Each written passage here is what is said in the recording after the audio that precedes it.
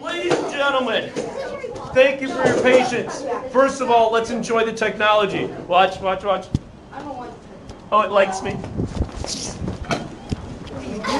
Isn't that amazing? Never won a point at me. Okay, just so you guys know what's going on. We're recording class today. Let me tell you why we're recording. We're actually going to use the video from our class to teach other teachers how to teach something. Yay! And what's cool is it's not just me doing the teaching, because this nice Addie lady decided to cooperate and help me. So, let's start off, and in the beginning I'm going to lead, and I'm going to walk you through what this rubric thing is and tell you why we're talking about rubrics.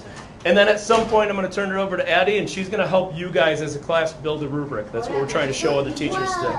So, thank you for helping other teachers know how to do this better. Can anybody answer the question, what is a rubric?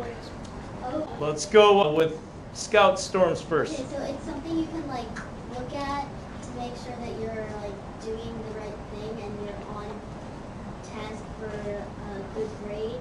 Good. And then the teacher can grade you off the rubric. Good. So it's a grading tool or a guide for the student where they could look at something and know how many points they would score. That's a good summary so far. Add something to that, or is that the gist of it? Does anyone else have anything to add? What does it look like? Oh, it's just a sheet of paper. Raise your hand if you know. Tell me what. Yes, sir. It's like a graph that kind of measures the different grades. You did this. What is this? Yeah, goes by how you did. How you score each. What's on there? Numbers, like the level, points, rate the of how good you So columns of point values? Yeah. Yeah. And then different sections? It's like a bunch of boxes with different point values and different Okay. subjects. So what Jack just told me is there's different qualities that you could look at, and then there's different point values you could score. Good, you guys have the right thing in mind. It's kind of funny, when I first put this together, I thought you guys would be stumped by that question, because I think you've all experienced one, but explaining what it is isn't necessarily easy to put into words. So I have two definitions that I've used. Merriam-Webster says it's a guide listing specific criteria for grading or scoring academic papers, projects, or tests. That sounds much like what Scout told us.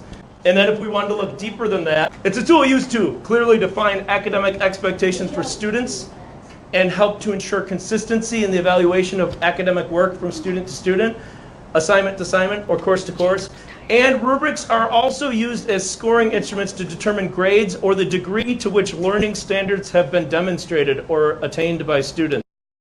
So sometimes it's like seeing where you're at. And it may not even be a grade. It's just an honest oh, this is where I'm at. There's 2 more steps I can get to. Okay. I'm giving you examples of rubrics. In case someone's never seen a rubric, which I doubt, but just in case this is one, I'm not blowing it up to readable size, because that's not the point of this one. But the main features are there's point categories, and then there's different category descriptions that you would try to achieve so you could get all of the points. If you want all of the points, the way you'd use this is read the description here, and then read next to it to see what would I lose points for, and make sure you don't lose the points. And hopefully everybody would be trying to target the highest point value when they do that. Rubric number 1. In 7th grade science, you guys used to have to build shoeboxes that would demonstrate the properties of light. So you'd actually have a shoebox where you built some sort of model, and it was usually based on one theme. One shoebox had an ocean scene in it. A couple of dudes at Lab Station E one year, I remember, they built a war scene, so they had little model tanks and soldiers and stuff like that. But they'd have to show me all of these light and sound behaviors happening in their scene. So if they read this, they know what they need in their model. So by using this, it's telling them what categories I'm looking for. And then if they read this, they know how to score all of the points. So what I was looking for refraction of light is that they had an accurate real-world example. It's clearly demonstrated. They labeled it and explained it. What if they didn't do one of those things? They wouldn't be getting the 3 category anymore. They'd be over here. Whereas another example of a rubric that looks pretty much the same. I like this one. The reason I'm sharing it is because it acts a little differently. The very first category says, did you achieve the standard? And here it says, presentation clearly explores each standard listed below the rubric. And then if I scroll down, this is for my extended science students, these were the 3 standards they have to hit. What do you think if they didn't do one of them? They'd get a 2 instead, right? And from a student perspective, as they're doing their project, since I've given them this rubric ahead of time, what are they going to do? Gonna what? Look at it while you're working. And when you think you're done, what should you do? Check over it and do what? Fix your project as you go. Yeah, you can grade yourself, guys. So if one of my extended science students was working and they noticed, wow, I really did the ESS 2 and 2 and 3, but this LS4 standard, I barely even talked about it, they may have internal dialogue with themselves and say, man, I better go back to that and elaborate or show more images related to it or something, because I want 4 points instead of just 3 points here. So grade yourself when you have a rubric and kind of fix the work or do your editing before you turn it into the teacher, because we're using the same tool. So this is to your advantage. I'm going to show you one more rubric because it looks different. What does this rubric look more like? Words even up there. It's a checklist, yeah. A checklist really is a rubric still, though, because it's defining what you need to do. Did you put a title on with the name of your protein? You either did or didn't. I can see where the location of transcription and the place is labeled. What if you didn't do one of those things? Instead of 2 points, you'd only get 1 point there, so I'd write a 1. So by going through this checklist, you could make sure you did everything. And some of these are easy, like maybe you drew the location inside the cell where this happens, but you didn't label it. Duh. Let me put the label on. I'm going to get all the points done. So your rubric could be a checklist too, instead of that grid that you're thinking of that does the 4, 3, 2, 1 or whatever points it does. But one of the things that Danielson specifies is that the students make the rubrics for certain assignments. I totally like this idea. Anyone want to guess why? And it's not because I hate making rubrics. There's a different reason. What's the reason? Because that way we know exactly what we're going to do because we're the ones who made it. You're the one who made it, so you're thinking about exactly what you did, so that makes sense. What else does it cause you to do? You guys are sleepy today. What's different when you make the rubric versus when I hand you one? What do you think, Dorn? You're deciding what's important. You're deciding what you're being graded on. So if you're putting a category on there, you're saying, like, I know this is a main part of the assignment and this is something I should do, and that's pointing it out to yourself. The other thing that it makes you do after scout guesses. It helps you understand it better. I think it does. It also forces you to look at the learning standard and like what it was about. And I think students don't always do that. So I do like the idea, according to Danielson, of you guys making your own rubric. It makes sense to me. So how do I make one? Number one, you have to use the standards. Does anyone remember our standard for this lesson? One person raised their hand. I'm so afraid. 2 now. Remember the standard, like what we're supposed to get out of this? I wrote it on the board in blue right here. Did you erase it? I erased it, yeah. What is it? Something about cell. Something about cell parts. That's a great start, actually. What about cell parts? Scout. Model with cell parts? Make a model in order to represent what the cell parts do. Good. So what we've been focusing on for the last 2 days, I hope you know this in the back of your mind at least, is that we've been trying to make this model, this time we're using a house, in order to compare what the cell parts do and how they work together compared to what your houses do and how the parts within your house work together. I've given you a nice printed copy of it, so you can look at the actual standard and like the subnotes for it. The other side of this is just a framework for like a generic rubric, what it might look like. So I'm going to give everyone one of these, because one thing you need to do for sure when you're making a rubric is look at the standards. They matter. The next thing that you should look at when you're making a rubric is using the tools that are available to you. What tools have you been given so far for this lesson? The yellow sheet, for sure. You could look at that. What else? What is that sheet? The assignment sheet had directions on it. You would do a really poor job making a rubric if you didn't read what the directions were, so the directions totally matter, so make sure you look at those. So you should have, I'm going to borrow yours, thank you. You should have this sheet, which is the original directions on how to make your house. It specifies certain things you have to have. These should be reflected in your rubric. So between this, the learning standard, and the yellow sheet that you did with STEM scopes, you're perfectly suited to make a good rubric. All right. Be specific. Let me give you an example. Here's one. The presentation tells me many examples of living things.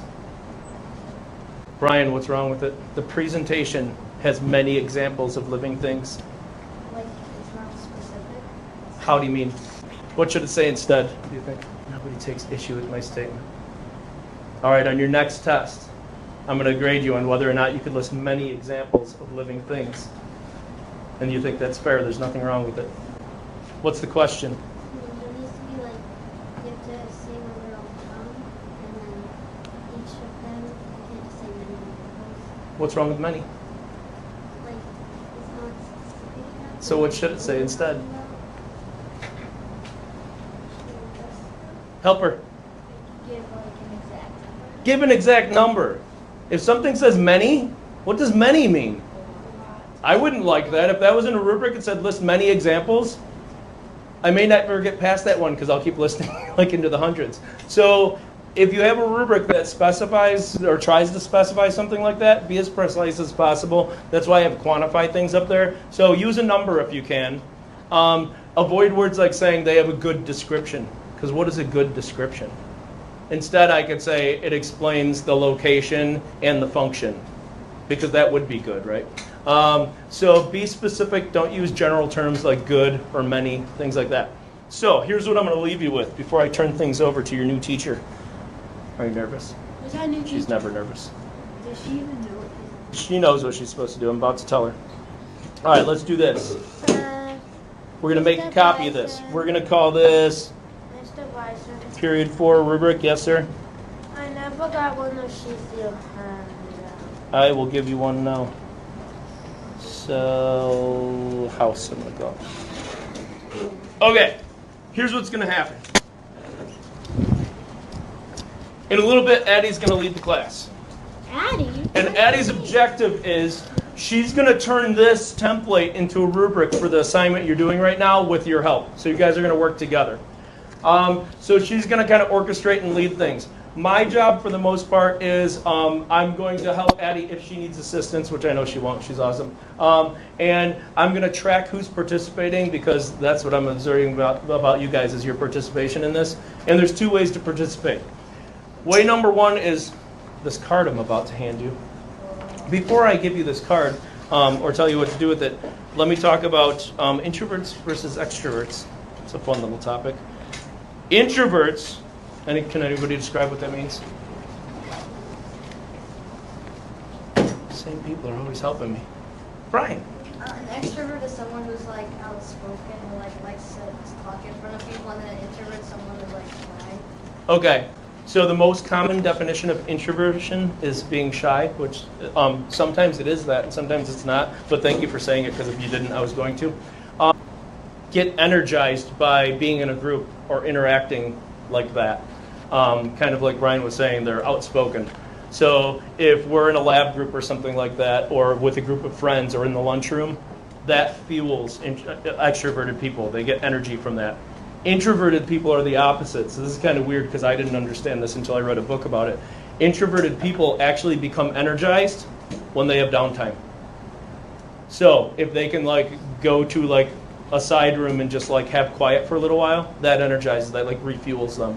They do their best thinking there. So a quiet environment, like once in a while, is really good for them just to re-energize them.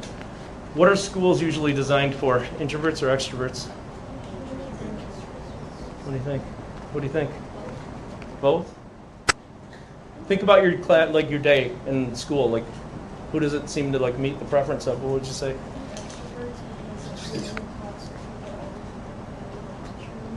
Yeah, I think that most class activities, so we do a lot of labs in here, that really kind of appeals to extroverts. When you go to the lunchroom, that's an extrovert experience.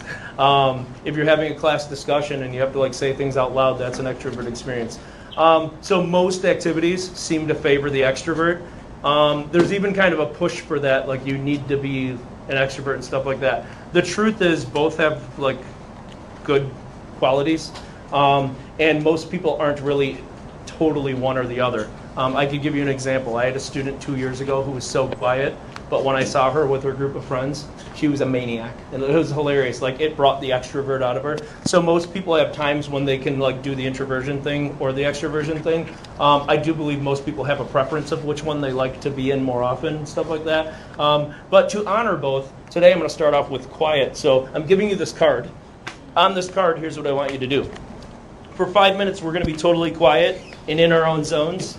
And what you're supposed to do is think about this rubric and what it should say to reflect our assignment really well. So if you think, for instance, a specific category should have a certain name, say I think one of the categories should be called blah, blah, blah.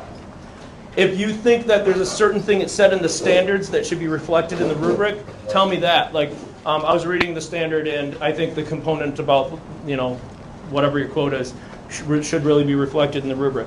So you've got 5 minutes to work on your own. This is one way to participate, by the way, so I will, as I'm tallying people, these cards count towards your tally. Even if you're an extrovert, still write stuff on the card, just in case you don't get to voice yours.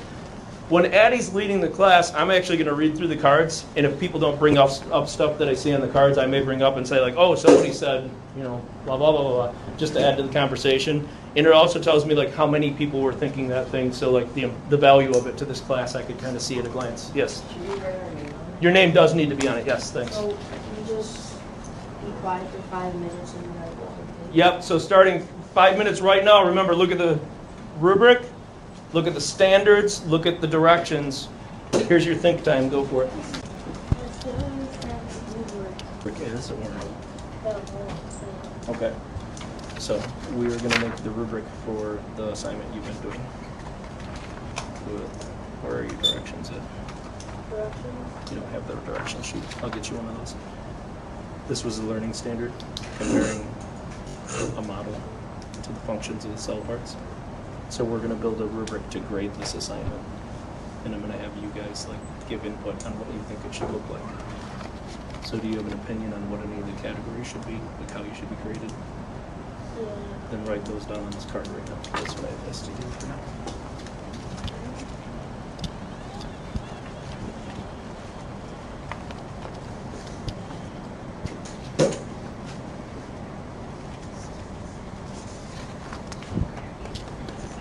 Okay.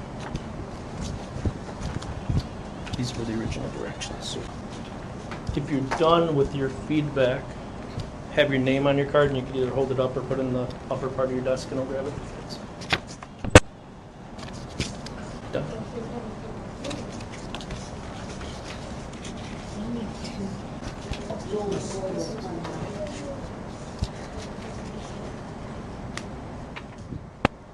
Are you ready?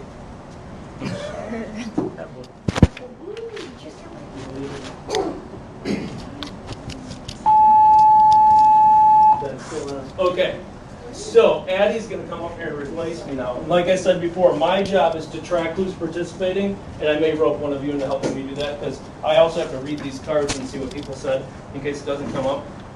If you're done with your card, I'm going to be coming around so you can give those to me as they pass by. But Addie, get up there and let's start making a rubric. By the way, the framework I've given you is just a framework. If you guys want to delete stuff or change things, like if that's too many categories, eliminate some, whatever, that's up to you. So, go about your business, Eddie. Okay. So yeah, what do you guys think? I don't know. Scout? Okay, so I think there should be a category for each cell part that you include like an explanation for it. So the category names are the organelle names, is that what you're saying? Yeah. So make sure you look at through explanation and comparison. Okay. Mark. I wrote 5 points would be of how much effort and the detail and coloring you put into your project. Just what the house should contain. How many rooms? Yeah, how many rooms? Yeah, required ones. Yeah. How detailed. Everyone agree with that? Yeah. Okay. Straight and straight. Yeah. So like Overall. Constraints. Following directions. Well, that's a drawing. the requirements? Requirements of the house. That should be the overall. Could be the constraint. Overall, Everything, like everything. girls driver. Yeah, but you have to put it. Is it one word? Yeah. How you spell it? Yeah.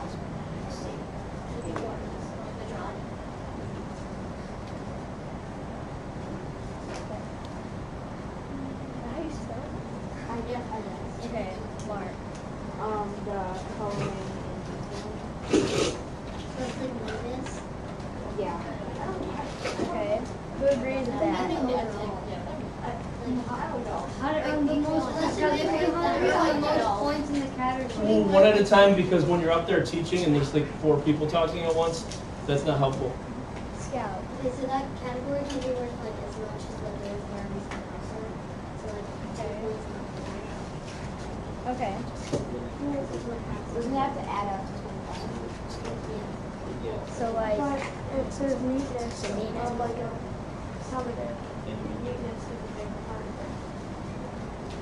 Okay, so Organization. Algebra. Yeah, but like Yeah. organization. Yeah, organization. okay. Yeah. Or like eligibility. like I can actually understand what you're Jacob. Okay, so like how well we compare the cell parts and the house parts to each other. I've seen that in the cards a lot too. People talked about comparisons. So the category should be worth comparisons and it should be worth more because Somebody else called it relationship to house parts. details. Creativity. Scout. Precision. The requirements that ask us to describe how it burns the elements or whatever. No, the thing at the top. When you write the thing next to it. This right here. Should we do that next? Yeah. but Do all the. So the descriptions will come next. Unfortunately, we're just about out of time. So thanks to Addie, everyone. Woo! We do need to continue our work on this on Monday. So we'll find out who wants to volunteer to be this person. But here's the deal. I'm not collecting back these papers from you because you're gonna, once we make the rubric, you're gonna like make sure your project achieves the A. So if you need to finish a floor plan or something, do that. You don't have to have your descriptions yet done yet. Yes. It doesn't mean that. Not. You want to be one of those people? We'll get you in there. You can keep that. All right. Have a lovely lunchtime, guys.